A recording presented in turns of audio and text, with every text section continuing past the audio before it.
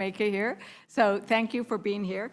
It is sad to be here yet again to review a proposed bill that will do so much harm. And the reality is across America, we are hearing loud and clear that this bill represents the Republican Party's moral failure. And I use the word moral failure because we have had faith leaders use that word. We have had your own Republican colleagues use that word. And indeed, this bill, it's shameful. It's a betrayal of your voters because the Americans haven't asked for it. In fact, they've told you they don't want it.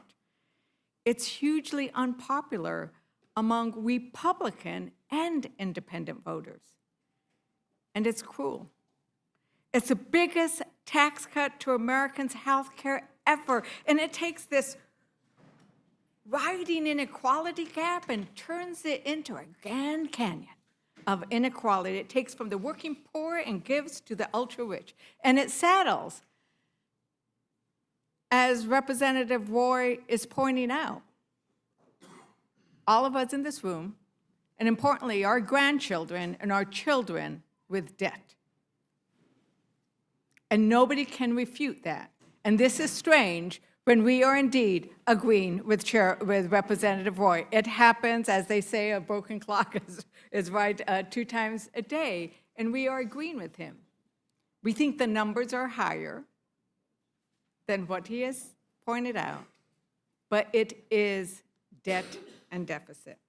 And you know, when you think about this weekend, right, it was a little surreal because we had the Senate Republicans taking action to get a bad bill and make it worse, taking away that $6.16 a day that veterans and children and hungry mothers get for food. That was happening this weekend at the same time that we saw one of the wealthiest Americans float in on his $500 million yacht to have a $50 million wedding. And the reason why that is so important is because those are the two ends of what's going to happen in this bill. Is that the wealthiest, as was pointed out by my good friend, Ms. Moore, are going to get richer and more powerful. And then the working families of America, the veterans, those who can't work, are going to get hungrier and sicker. And that's that's what we were seeing. You know, Chairman Guthrie, Jeff Bezos is worth $237 billion, $237 billion. And we have a little discussion earlier about hospitals in your district. And when we think about Jeff Bezos, they got a lot of tax cuts through Amazon and the large corporations, and those tax cuts were supposed to expire, some of them, right? Some of them were made permanent, but others were going to expire, and that's why we're in this exercise right now, correct? Which tax cuts are you talking about? Well, but we are in this exercise because there are some of the tax cuts are expiring, and the question is, what are we going to do about it? And there are tax cuts that benefit those who make under $40,000, and there are tax cuts that benefit the largest corporations. Now, we talked a little bit about some of the hospitals in your district, including Owensboro Health, Twin Lakes, Medical Leachfield, and the Kentucky Hospital Association itself has said it would be greatly damaged and essential services would be eliminated from that hospital. And as we know, once you start eliminating hospitals, services, you often then see them close. I visited some of the rural hospitals in my district, and as one of the heads of the hospital pointed out, when a community loses its hospital, the community eventually dies. Because nobody wants to be living in a community where when something goes wrong, they can't get care. If you are a pregnant woman and you have to drive 3 hours to give birth, that's a problem. especially if you have something that goes wrong, right? So people leave those places. And that hospital I just mentioned, there isn't another one for another 22 miles. That's a little better than my places where they're 3 hours away. So I think, when I think about this bill, I think about who needs more help right now. What do you think? Does Owensboro Health, Twin Lakes Medical kind of deserve more of your attention and help, or Jeff Bezos? Well, I focused on that hospital. That hospital's in Litchfield in Grayson County. Like you said, it's 22 miles from another hospital, about 35 from another hospital, but important to that community. And as I said, that when you limit the provider tax, it changes the way that the state uses its money to match.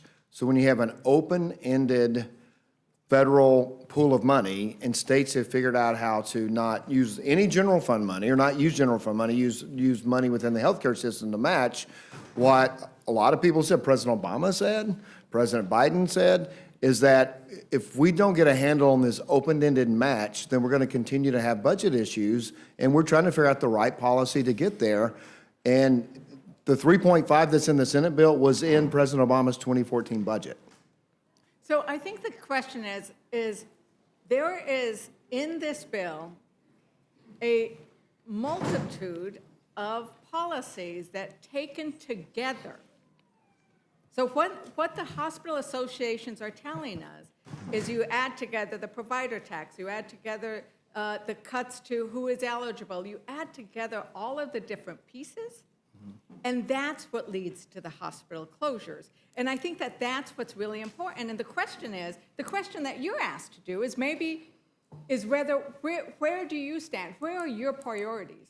Are you going to sit here and say, I am going to do everything I can to craft a law? Well, I have worked with the people you're open? quoting. I've worked quite closely with, and also we know that the General Assembly has as I said, that people came from the Kentucky government, said that don't do anything with the provider tax and so forth. You need to, then said it to me, you need to make this a priority. And when the state budget, folks working in the state, I said, well, does that mean you're not making it a priority as well? I mean, and so your argument that you're making is if the federal government doesn't come in and do everything, then the states aren't responsible. And that's the problem. Medicaid has spent $700 billion this year. We're expected in 10 years to spend $1.4 trillion. It's going to double.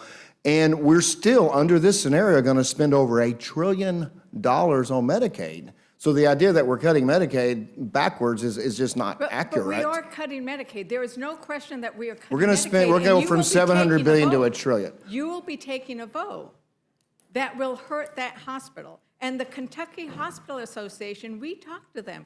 They are worried about the vote that you are going to be taking. Well, I talked to them as well. Because of what's going to do to the hospitals. Ranking Member Pallone. I mean, when we are talking about these cuts, it's the cumulative effect. But their assumption is the General Assembly's not going to do anything, and that's what the program is set up for. Is that, I mean, that is a concern, and it's a concern across the whole United States. Am I right on that? Yeah, I mean, I think you're really, stressing the point too, which I made before, I think, which is that, when we talk about this $1 trillion in cuts to healthcare, and these 17 billion Americans who are going to lose their health insurance, it's not just, the paperwork requirements, that we've talked about that makes people lose their health insurance. It's all these other cuts, right? So the provider tax cut, I think, is, like maybe $225 or $250 billion. The paperwork is $330 billion, right? The ACA, the fact that you're not renewing the subsidies, the enhanced subsidies, is a big factor. All these efforts to block people from getting health insurance, either because you can't have automatic re-enrollment, you can't have a special enrollment period, you can't. I mean, the list goes on, and it is a cumulative effect on healthcare that just devastates healthcare. So if you're a hospital, you're sitting there saying, well, wait a minute, now I'm not going to have all these patients who are paying because they don't have insurance or they don't have Medicaid, and now I have all this uncompensated care costs that I can't absorb, And then I have all my provider cuts, you know, the fact that I can't get the money, the reimbursement rate anymore because you're reducing the provider tax. You know, how am I going to stay open? And the states can't do it. I mean, I talked to the governor over the weekend. You're talking about a $3.5 billion cut to healthcare in New Jersey. Our budget is that they adopted Monday was 57. You're talking about 6 or 7%. How are you going to make Right. that up? Right. There's no And way to do it. I think that that's the problem, is that in each of these states and in every Republican sitting in this room, or those who are not sitting here, their states are going to have significant loss of people being able to show up at those hospitals, because in Kentucky, it's 184,000 people. In Missouri, 265,000 people will lose health insurance, Medicaid or ACA or Medicare. And this is where this idea of moral clarity and moral decisions come in, as was pointed out earlier. And it seems that, you know, in order to have some of that moral clarity, you might need to decide to not run for reelection because you're going to get attacked. But we're hearing it from everywhere. Republican Senator Tom Tillis, what do I tell 660,000 people in 2 years or 3 years when President Trump breaks his promise by pushing them off Medicaid because the funding's not there anymore, guys? Because this is a decision. It's a decision you're making. You know, Republican Senator Hawley, he ended up saying this, tweeting it, writing a New York Times article. We can't be cutting health care for working people and for poor people in order to constantly give special tax treatment to corporations. And then further, that argument is both morally wrong and politically suicidal. The moral test of a nation is how it treats those most in need of support. In our view, this legislation will harm the poor and vulnerable in our nation to the detriment of the common good. Its passage would be a moral failure for American society as a whole. The faith leaders, which included Jews, Lutherans, Catholics, Episcopalians, imams, it's seen by everybody. And then the Archbishop of the U.S. Archdiocese for the Military Services, because he sees the military who serve us. There's the responsibility of politicians to promote and protect the common good, including by working to overcome wealth inequality. And that's what we are here to decide to do today. Because in the end, these cuts are in order to pay for the tax breaks for the wealthy. That's the problem. If it was just, we don't have enough money, we're going to figure this out, we're going to work it out with the Commonwealth, that would be different. But that's not what we are dealing with today, is we're making these cuts in order to have the one-to-one that the Freedom Caucus wanted, but in order to then end up settling, that is the problem. And, you know, and the problem is going to be that it's going to be the people in our districts who are going to suffer. And we know what that will look like, because there are going to be, we all met those people. We've gone out and they've come and testified, or we've gone to their homes, or we've gone to their places. You know, Chair Smith, when we are here in May talking about no tax on tips, you pointed out that you ate at a restaurant and the waiter asked you if we would be able to deliver on the tax break for no tips. Did I remember that correctly? You're the one who said that, right? Yeah. And this bill delivers no tax on tips Yeah. So for how that many- waitress. Great. It was a male or female? It was a female. Oh, great. How many years will the tax break on tips last? It'll last for 4 years, but For 4 that's years. very typical of tax Okay, but policy. it's- In the American Rescue but Plan, the you guys question is- enhanced the child tax credit, and that's already expired. The question was, how long The will premium the tax tax on credit tips is last? expiring at the end of this question year, was, which you all made how long temporary. will Hang the on, tax hang on on, hang tips on. work? I'm sorry, I'm going to reclaim my time. I asked- Gentlelady's time, and If I'm we going don't have a to be running asked a debate. question, I hope I can answer it, Mr. Chair, I understand that. instead of but- just cutting but- me off. Well, but one of the things we need to try to remember to do is to work through the chair. Instead of getting into a discussion with Mr. each Chair, other. I'd like to reclaim my time, because I and- asked a question, And then he if you would, answered it. and then you can, a good way to do that is then say, and Mr. Chairman, I'm wondering if the gentleman would answer this following question, and then you can respond I back to the didn't chair, and ask we the don't get. follow-up question. And That was I know, the I'm just saying that, but instead of doing it directly, it works better if you run through the Okay, chair. So Chair Smith pointed out that the tax break on tips lasts for 4 years. Maybe I'll ask the ranking Representative Moore here. How many years will the tax cut for Americans earning over $600,000 a year last? Those will be permanent. So those will be permanent. So Chair Smith, I would suggest that the next time you go to dinner and brag to the waitress how you're delivering a tax cut for them, point out that she's only getting it for 4 years, but somebody earning $600,000 and more is going to get it permanently. And I would point out that whenever you talk to your constituents, that you would tell them that you voted against tax relief on tips, tax relief for overtime. Basically, 91% of your districts has the guaranteed deduction, and that's going to be slashed in half. So these are things that when you vote no, you're voting against a child tax credit, have a refundability at $1,700, which this does, down to $1,000. $1,000 is what the refundability on that child tax credit will be if you don't vote for this bill.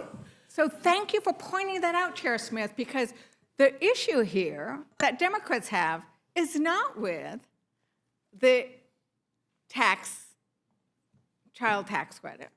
We don't have an issue with many of these taxes that need to be extended. In fact, we will be presenting, and I have an amendment that would state that any of the tax provisions that benefit those earning less than $400,000 should stay in the bill.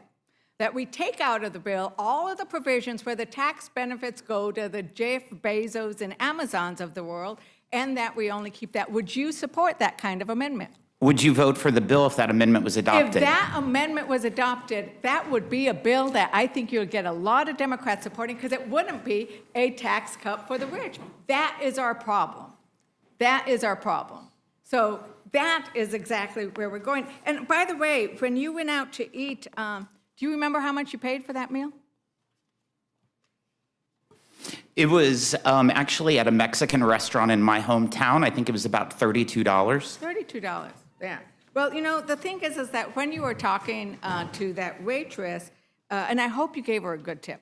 I hope you gave her a real tip. If you gave I her always 30 do, because they Thank work you. so hard. I hope that work you do so as hard. well. They work so hard, and so you gave her a tip. Hopefully it was more than 20%, but it was about $6 a day, which gets us to about what you get. You were able to pay in a tip what a hungry veteran or a hungry mother would be able to get in food stamps a day. But I don't know, you probably didn't have a conversation with your waiter about whether she had health insurance. Because the reality, if you had, you might have mentioned that, or you might have noticed, I mean, most of our waiters and waitresses are service members. I think it's 2 in 5 tipped workers are on Medicaid or the marketplace on Obamacare, right?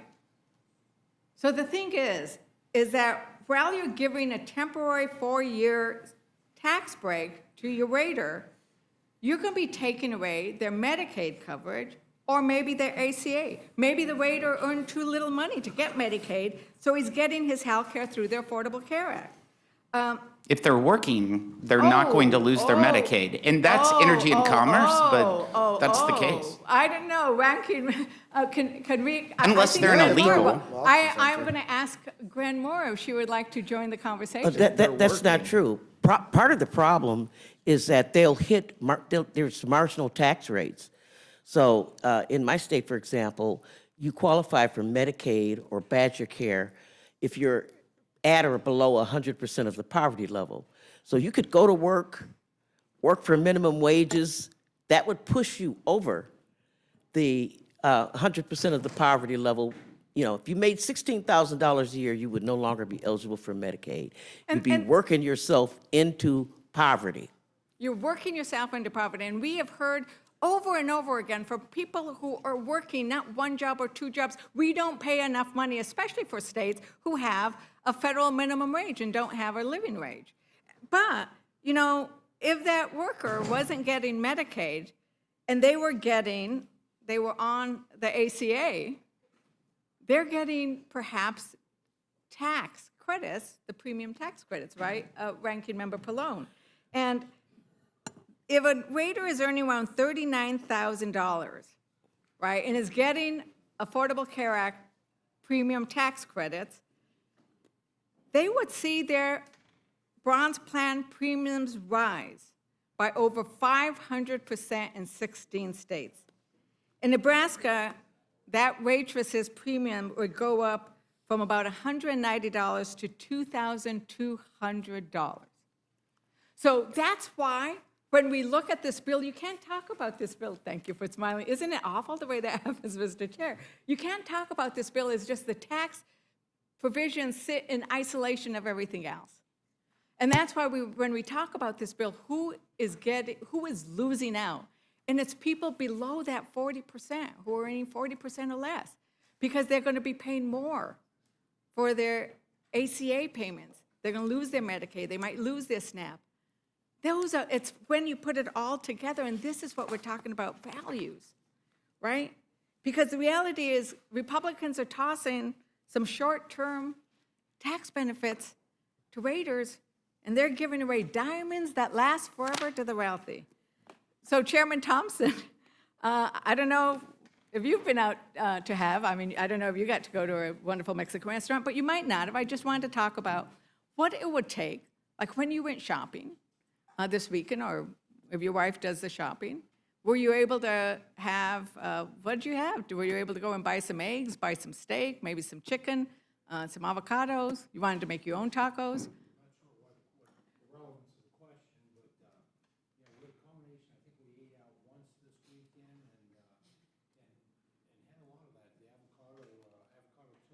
Avocado toast, yeah. Yeah. Yeah. Sorry. I'm the secondary team when it comes to cooking. I'm the taster. But I can tell you, those avocados, if we sent somebody who was on SNAP benefits into a store to buy groceries for 3 meals a day, she would not be able to buy an avocado, and she would not be able to eat. And I'm sure you're aware why. In Mexico, where most of the avocados come from, we have a problem right now. A lot of the avocados are grown in the area that are heavily in presence of the cartels. And so USDA is trying to work on that to make sure that, there's adequate proper inspections within the grove. So that's really impacting the supply of avocados right now. Right, but they're expensive.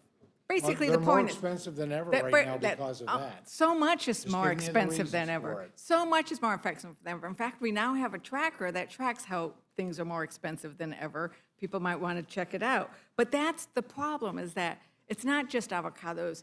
I went in Clayton, New Mexico, another one of my beautiful rural towns. Great grocery store. You know, we have a problem with grocery stores in rural America because there aren't enough of them. This guy has a beautiful store. And then Ranking Member Craig, you know what this would be like. If you go and try to buy food for 3 meals on $6.16, you're not going to be able to do it. And in fact, that's why these archbishops and these faith leaders have said that we cannot support this bill. And I know Representative Chairman Thompson. I wish those faith leaders, and you named a few denominations, but I wish they were better informed. I wish they would be more discerning where they get their information. The fact is, everything we're proposing maintains inflationary adjustments, which would respond to what you're talking about, the inflated costs, whatever the reason that those inflated costs would be taken into consideration for determining SNAP benefits going forward in the future. Well, I think they're fairly informed. And I want to give a shout out to my own Archbishop Rester. And I think where he's basing it on, and I know you, a man of great faith, and believe, and you know Matthew, right? You know Matthew. What does it say? When I was hungry, you gave me to eat. When I was thirsty, you gave me to drink. Right. You know it really well. Ranking And Member. I also know that Matthew is talking to the church and to the people, not to the Roman government. So I think it's important that if we're going to quote scripture, to make sure that it's kept in context. Matthew 716, which was quoted earlier, was talking about false prophets, not, and quite frankly, so I think we have to be very careful with what we say in this room and other rooms, that we don't play the part of a false Right. prophet. Well, in that instance, there's actually an exchange that's going on, where then the apostles say, but when have we ever seen that you haven't been hungry and you haven't been thirsty? He says, but it's in the least of us. It's how we treat each other. And that's what it's asking. Am I understanding that? It's how we treat each other. And I think that we have an obligation, because we are elected by the people we represent, to bring those kinds of values and work on them. But Absolutely agree with that. If you're still addressing the question to me, absolutely agree with that. But keeping people, not providing a pathway to greater opportunity is violating that. Keeping people comfortable, stuck in poverty, making poverty a spider web where there's no chance for the American dream is just absolutely wrong. And you know, and a lot of what we're working on in this bill actually is focused, the things I've worked on in this bill is, so I just speak for myself, is really focused at providing those ladders of opportunity, providing those encouragements, recognizing that there are different challenges and barriers sometimes that people run into. But we also, if you do a deep enough dive of some of these programs, like the SNAP program, you know, you'll see that there's, the states have, you know, 8% waivers that they can offer, because you can't anticipate everybody's life circumstances. You know, if you're, The gentlelady yield. yes, excuse me, if you were done, I will yield Yeah, to. no, I just, so there's no misunderstanding here. The majority of people on SNAP are not expected to work because they're children, or they're senior citizens, or they're disabled. Of those who are able-bodied, the majority of them work. The problem with SNAP, I would tell you, is not that we're providing people too much. $2 per person per meal is really too little. And we want to talk about making America healthy again. They ought to be able to go to the store, and they ought to be able to buy avocados. They ought to be able to buy healthier food. So I don't want there to be this misimpression out there that somehow, you know, the majority of people on the program are either expected to work, or those who are able-bodied are working, or not working. They are. And you know what? And you're working, and you're still earning so little that you qualify for SNAP. There's something wrong with that. So it's not about lack of opportunity. People are out there doing their best, working as hard as they can, and they get this measly benefit that, quite frankly, is inadequate, and we're nickel and diming it. So I thank the gentlelady. I yield back. Yeah, and If I may- we may do want to just- hear what you're saying, so can you get closer to the microphone? Sure, Thank you. and just to qualify, the most recent data shows that basically 30% of able-bodied adults without dependent children are working. 30%, 70% of just, and we're just talking about the demographics of an able-bodied adult without a you know, so they don't have a disability, that do not have dependent children. 70% are not working currently that are on the SNAP program. Ranking Member Craig, you wanted to join the Well, conversation. I'd just like to also offer some fiscal year '24 data. More than, almost 70% of SNAP participants are in families with children, and more than 37% are in families with members who are older adults or disabled. So, look, the ranking member said most able-bodied folks in America who can work, who are on SNAP, are already working, number of children. But I keep coming back to this concept that somehow the Senate sent us a bill, and we can't ignore it. Maybe it wasn't there when it went over to the Senate, but as a body, we have to now codify what they've sent back to us. And I just, this idea that our veterans, that former foster youth, and homeless are going to lose their access to nutrition benefits. Folks, every month in this country, 1.2 million veterans depend on SNAP to put food on their table. And no, it's not all of the food that's on their table. It's supplemental. That's the name of the damn program for a reason. That's because they aren't making enough to be able to afford a day or week's worth of groceries for themselves and their families. And this idea we keep saying that able-bodied adults, you cannot tell me, and look, don't even try to say that you can look a veteran who served this nation in war or served our country, signed up to serve our country, that somehow they're not willing to go to work. There are all kinds of circumstances in which we know our veterans face when they come home. They risk a much higher degree of food security. They have a much higher risk of food security than non-veterans. 33% of disabled veterans and 20% of unemployed veterans are working age and are food insecure. So look, it may not have been a deal you like to cut, but this was the right deal for our nation's veterans, for former foster youth to help them get their feet under them, for homeless individuals in this country. You know, every year, 20,000 young adults age out of the foster care system, and they face higher rates of food insecurity. And so it's not enough to me to say that we're okay with just voting yes on what the Senate sent us back. This is immoral to tell our nation's veterans that we're going to take your food supplemental away from you. And the House gets to vote. The Republicans control the vote, so it's going to be up to the Republicans to say this is not acceptable. And whether you're saying this is not acceptable because we don't like the budget numbers and the deficit numbers, and whether they're going to hold and not be Congress people who are caving again, or whether it's because it's wrong. But, you know, I want to go to the issue of rural communities and actually go back to the things about rural hospitals, because that is my community. And I've had Ranking Member Pallone actually meet with the rural hospitals, who, as you pointed out, Ranking Member Pallone, those are, for the most part, in the Republican areas of my district. You know, $1 trillion. It went over, it was bad, and it came back, and it's even worse, right? That $50 billion rural health fund as a solution, but that isn't a solution because it goes away after a while, and it's just not enough. Is that right, Ranking Member Pallone? Yeah, I mean, the rural members in the Senate, you know, went back and forth on this, but from what I saw in the numbers that were ultimately adopted, it's woefully inadequate.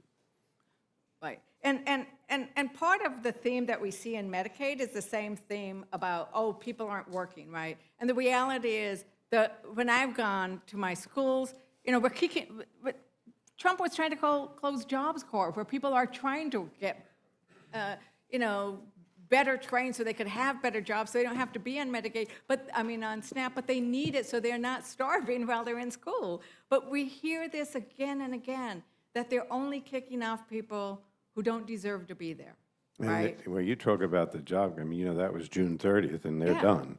Yeah. And in my district, you know, I've been there many times. It's the best program there is to get people to work, and now it's gone. Right. But what we have is this sort of trying to say that people who are on Medicaid, people who get SNAP are somehow fraudsters and lazy. It's just And don't nonsense. want to work. And in fact, Senator Roger Marshall said, and I quote, "When they talk about people not being on Medicaid anymore, half of those people are on it because of fraud.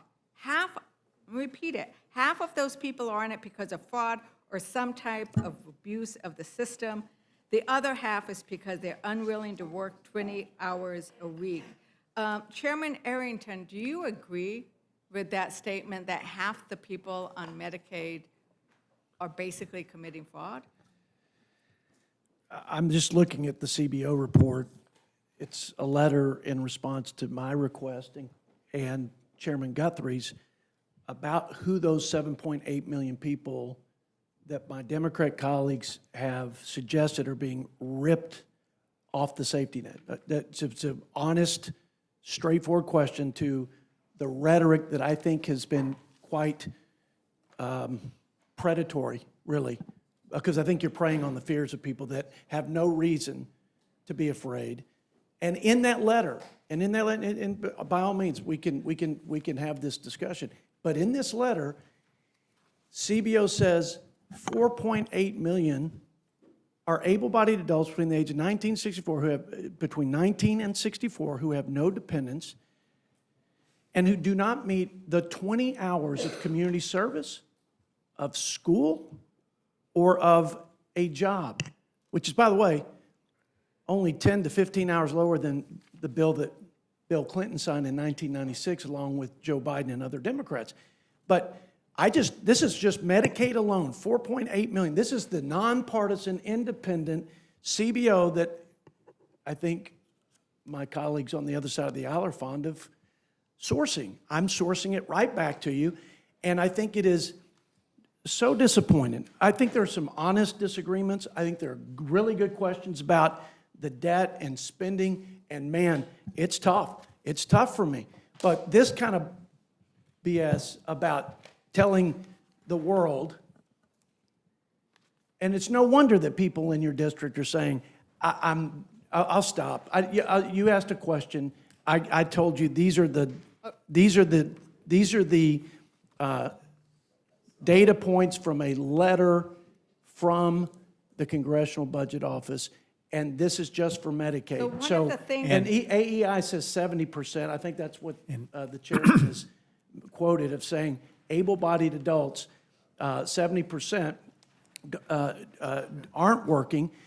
California and 5 other states have nobody working. Literally, nobody is working. Effectively, they don't enforce Nobody's the work requirement. Not the So now able-bodied adults. Now it's not like half of them, now nobody's working. The able-bodied adults in California on SNAP are not required to work. They're not required, there's no enforcement, there are 4 or 5 other states similarly situated. And I think. I mean, I think that the reason when we go to jurisdictions like mine, and the reason why we're seeing these numbers, and if you go out into the community, they are not people who are fraud or just aren't working, but I'm going to. And if I could just remind folks that you've used about 37 minutes of time, and the chairwoman would be upset with me if I didn't point that out. Well, thank you for pointing it out. Gentlelady has yielded to the gentleman. I just want to point out, you throw around the word able-bodied adults as if every able-bodied adult is equal, in terms of what's going on in their life. But an able-bodied adult who might not be working might be taking care of a child at home, or might be taking care of an elderly mother, or might be in between jobs, or might not be able to get into a work training program. I might live in an area where they don't have access to transportation. And so that's the deal here. So this is not, we're not trying to be, this is the reality. The claim that only 30% of non-disabled adults without dependent children work while receiving SNAP. I mean, we know that 70% of SNAP participants are children, seniors, or people with a disability, all of whom are exempt from work reporting requirements for what I hope are for obvious reasons. Many of the working-age adults that participate in SNAP do so temporarily, often while between jobs or when their work hours are cut. It is exactly because they don't have work that they need to turn to the program oftentimes. And as a reminder, we give them only 3 months to find work again before they get kicked off the program for 3 years, thanks to SNAP's time limit. So that is, I mean, you may all find that to be humane and just. We don't. And so there's a difference in terms of values and in terms of what we believe is right.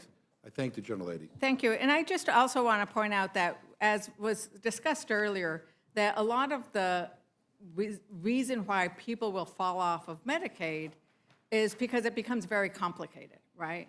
And we've had hearings where we've heard people talk in New Mexico. I mean, the SNAP application is like, the average SNAP application is 17 pages long, and in some places 21 pages. It's like Republicans who always talk about wanting to cut regulations, they don't mind putting more regulation and more paperwork and a mountain of paperwork on working people. But I would also point out that this is a crazy one, that the moratorium on simplified eligibility, so to try to make things easier, there was actually a rule that said, let's make the application sort of more streamlined, simplified, eligible, so it works.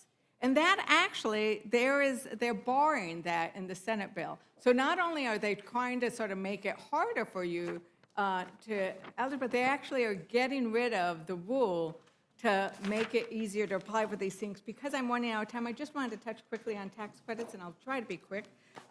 So I wanted to just touch quickly on the issue of the energy tax credits and the fact that we are seeing energy costs rise. And while we discussed earlier that they did get rid of the tax, the new tax on renewable energy, we are still going to see rising energy costs, electricity costs from this bill. And I think that that is just a really important thing to point out. Mr. Chair, I would like to enter into the record the energy innovation, federal clean energy tax credits make energy more affordable, a meta-analysis, and I know you're going to ask me for the date, and it is March 2025. Thank you. Without objection, so ordered. And what this goes through, because we've seen lots of documentation, the tax on renewable energy would have been really bad, right? But the fact that they are pulling out of renewable energy projects early that are benefiting Republican states primarily, right? Because they're wind projects. Once again, I represent an area with huge Republican area. We've got lots of wind power. We have lots of oil and gas too. But the idea that we heard earlier, oh, we shouldn't be subsidizing, we need to remember, we subsidize oil and gas and fossil fuels and coal to the tune of about $3 billion was 2022, right? And now they're decreasing the royalty rate on oil and gas. They're going to make another, I think, another $6 billion. So we are constantly subsidizing fossil fuel. And it's sort of like the Republicans, it's like renewable energy is where it's at, right? That's the next frontier. And we need to do a lot. It needs to be a little bit of everything. But what they want to do is say, oh, no, we don't really want to use electric lamps. We prefer the gas ones. We shouldn't really put any of our correspondence in email. We should send it all by paper post. I mean, let's keep the horse and buggy. Who wants a gas-fired car? But that's what they're doing, right? That's what they're doing. They're taking us backwards. And so I wanted to be able to give an opportunity. As you know, I'm the last Democrat. So I wanted to give an opportunity. Is there anything else that you wanted to raise, Representative Moore, with regards to this? The bill before. Thank you for this opportunity. I have heard the scheme of requiring work requirements, and it's a major economic solution to raising the $4.5 trillion in tax cuts. And again, I have been very aggrieved, the committee is aggrieved, that we are characterizing our constituents as lazy and bums in order to do it. Let me just mention some other people who will be losing health care that we haven't talked about. We've also claimed that illegal immigrants have been receiving health care. And that's been a feature of these testimonies and these discussions. I just want to say that legal immigrants who were brought to this country because of asylum, people who have U visas or V visas because they're facing violence, were people who were going to be able to get Medicaid. These are people that will no longer be eligible for Medicaid. There are legal immigrants who have lived in this country for decades. People, scientists, doctors, engineers, people have worked and paid into Medicare for 30, 40 years who will no longer be eligible for Medicare, even though they have paid into the system. Thank you, Representative Moore, and I'm going to try to move along, but I did want to make sure that Ranking Member Boyle, was there anything else you wanted to raise? I take it the Medicare issues, the regressive manner in which this is a transfer of wealth from the poor to the wealth. Did you want to add anything else? Because he's signaling me to stop. Yeah. To you, if there's anything else you wanted to add. No, I will just say briefly, is I know we've been here all afternoon, but given the importance of this piece of legislation, it is certainly warranted, and this might be our last bite at the apple. Let's not lose the forest through the trees. I come back to how I began this some 5 hours ago. The reality is that if this becomes law, 17 million Americans will lose their health care, millions more will lose their nutrition assistance, millions more will be impacted by these devastating cuts, all to help pay for tax cuts that are skewed toward the top 1%. That is the bottom line or the headline about what this bill is really about. There's a lot there, 1,000 pages. We're still figuring out some things that were added minute by minute on the Senate floor as horse trading was going on. Nothing can obscure that overriding reality. Millions of lives will be adversely affected by this legislation. I yield back. Thank you. And the last thing is, it's not just the skewing up to the wealthy, because there are some trees that are really problematic. And I think that it was discussed earlier, the elimination of a tax on firearm silencers and short barrel rifles and shotguns that would cost $1.7 billion. And that would be a lot of families that we could feed with the SNAP programs. 396,000 families could be fed with just what they're giving away for the silencers, right? The mafia tax, I don't know.